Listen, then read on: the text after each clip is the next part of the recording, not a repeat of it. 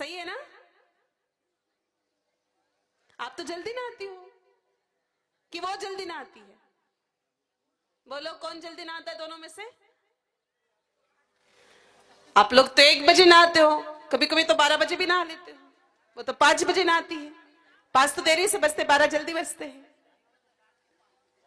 हाँ, ये फर्क है कि वहां की माताएं सुबह 5 बजे नहाती है और अपने गांव की माताएं 12 बजे 1 बजे नहाती, 1:30-2 बजे आराम से। क्या ये गलत है कि सही है? सही है। क्यों सही है? बहुत बड़ी गलती कर रहे हो। देर तक नहाने वाले मेरे भाई बहनों जिंदगी की बहुत बड़ी गलती करते हैं। शास्त्र कहते हैं उठते ही सबसे पहले हमको नहा लेना चाहिए। क्यों? एक बात बताइए, आपके गांव में शमशान है कि नहीं है? शमशान है? आपके गांव में कभी लोग मरते हैं क्या? तो जब कोई भी व्यक्ति शमशान में जाता है, कोई व्यक्ति की मृत्यु हो जाए और फिर शमशान में जाता है, तो वहां से आने के बाद नहाते कि नहीं नहाते? नहाते हैं ना? तो मेरे भाई बहन एक बात बताओ, सामने वाले की मृत्यु हुई तो हम क्यों नहाए? नहाना पड़ता है। यहां तक कि मेरे भाई बहन उसके परिवार के लोगों के अतिरिक्त जितने भी लोग उस अंतिम यात्रा में शामिल होते हैं सब नहाते हैं। और दक्षिण भारत में तो ऐसी परंपरा है कि अगर लाश शव यात्रा आंगन में से गुजर गई तो वहां आंगन भी पूरा साफ करना पड़ता, धोना पड़ता है वापस एक बार पानी से। तो मेरे भाई बहनों एक बात बताओ, जब दूसरा व्यक्ति मरा जिससे हमारा कोई लेना देना ही नहीं है, हम केवल यात्रा में गए, जाके आ गए भाई लोग, तो भी आकर के सबसे पहले नहाते हो। परंपरा तो ये कहती है कि पुरुष तो बाथरूम में भी नहीं जाते, घर के बाहर ही उनको नहाना पड़ता है। ऐसा ही होता है।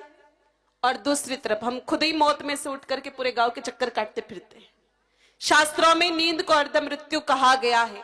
एक बात मेरे भाई बहनों है कि जब हम खुद ही मौत में से उठ करके पूरे गांव के चक्कर काटे, खाना खाए, सो जाए, भगवान जी के पास जाए, तो ये कहाँ तक सही है? ये गलत है। हमको उठते ही सबसे पहले स्नान कर लेना चाहिए। जितने बजे भी उठो सबसे पहले नहा लो। अब आप कहोगे कि महाराज सुबह सुबह तो ठंड घनी लागे, तो कोई बात नहीं। कौन कह रहा है आपको कि 3 घंटे बाथरूम में पड़े रहो? 3 मिनट में नहा लो, 3 सेकंड में नहा लो। और जब भी आपको दिन में टाइम मिले तो आराम से 3-3, 4-4 घंटे नहाते रहना। परंतु मेरे भाई बहनों सुबह स्नान जरूरी है। और मेरी माताओं पर तो विशेष पाबंदी है, क्योंकि माताओं को रसोई घर का काम संभालना पड़ता है। माताएं जो खाना बनाती है भोग भगवान के भी लगाती है। मेरे भाई बहनों उसी भोग से पतिदेव को भी जिमाती, बच्चों को भी खाना जिमाती, बड़े बुजुर्गों को भी खाना जिमाती है। और जिस घर में बिना नहाए धोए औरत रसोई घर में जाकर के खाना बनाती है, वहां पर हमेशा तू मैं चलती रहती, माथा फोड़ी कुछ ना कुछ चलती रहती। वहां पर कोई ना कोई हारी बीमारी तो चलती रहती। इसलिए अगर आप चाहते हो कि घर में किसी भी प्रकार की कोई बीमारी नहीं आए, कोई हरी बीमारी नहीं आए, अगर माथा फोड़ी नहीं हो, तो आप आराम से पहले नहा धो के खाना बनाओ। यह हमारी गारंटी है कि आपके घर में किसी भी प्रकार का क्लेश फिर नहीं होगा। धीरे धीरे क्लेश खत्म होता जाएगा। तो वहां की माताएं तो उठते ही सबसे पहले नहा लेती। कर्नाटक की माताएं नहा करके फिर वो जाती है बाड़े में, गोबर लाती है, आंगन को लिपती है, रंगोली बनाती है। अपने मोकलसर में भी माताएं रंगोली बनाती है क्या? कभी नहीं बनाती। हाँ, होली दिवाली बनाती है। ये भी दादी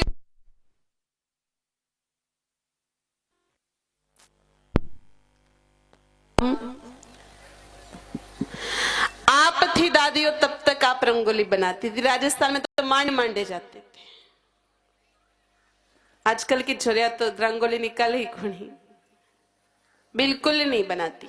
आजकल तो छोरिया जालोर जा रहे, बाड़मेर जा रहे, बालोतरा जा रहे तो स्टिकर लेके आते। अपने मार्केट भी बहुत अच्छा बड़ा है। आराम से दिवाली के समय तो वो दुकानों के बाहर स्टिकर टांगते होंगे दुकानदार, 2-2, 5-5 खरीद के ले आते। जब मर्जी हो वहां लगा लेते। 1-2 साल की झंझट एक साथ खत्म। लेकिन वहां नहीं होता ऐसा। वहां पर बिल्कुल रोजाना गोबर से लिप करके रंगोली बना के बीच में दीपक रख करके भगवान का आह्वान किया जाता है। फिर थोड़ा ऊपर आ जाओ महाराष्ट्र में। मेरे भाई बहनों, महाराष्ट्र का कोई भी गांव ऐसा नहीं है जहां सुबह सुबह प्रभात फेरी ना निकलती हो। सुबह सुबह पूरा महाराष्ट्र विठल विठल विठल नाम से गूंज उठता है। फिर थोड़ा ऊपर आ जाओ गुजरात में। गुजरात तो आपके बिल्कुल बगल में ही है, बगल का ही आपके राज्य है गुजरात, और इस जिले के बगल में ही है गुजरात। तो मेरे भाई बहनों, ऐसा है कि बहुत सारे लोग सोचते हैं कि गुजरात में भगत बहुत सारे हैं। हाँ, गुजरात